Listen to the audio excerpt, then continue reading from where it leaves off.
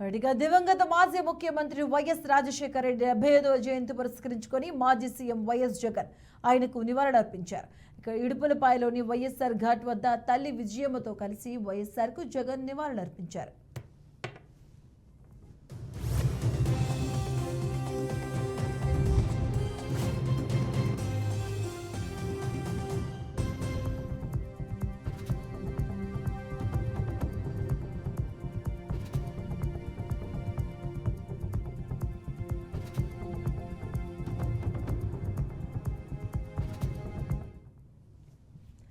ఇక తెలుగు రాష్ట్రాల్లో doctor YSR జయంతి ఉత్సవాలను వైసీపీ నేతలు, కార్యకర్తలు, అభిమానులు ఘనంగా జరుపుకుంటున్నారు.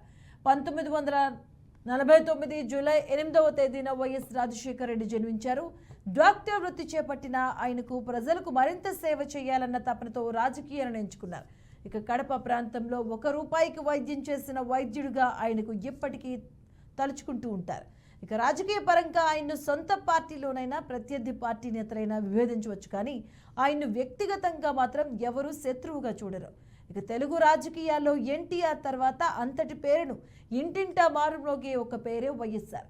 ఆయన మరణించి 15 ఏళ్ళు అవుతున్నా ఇప్పటికీ ఆయన పేరు అందరి మనసులో ఉంటుంది అంటే ఆయన పనిచేసిన తీరు, అమలు చేసిన పథకాలు. అందుకే ఎప్పటికీ ఆయన ప్రజల గుండెల్లో నిలిచిపోతారు అనడంలో ఎలాంటి సందేహం లేదు.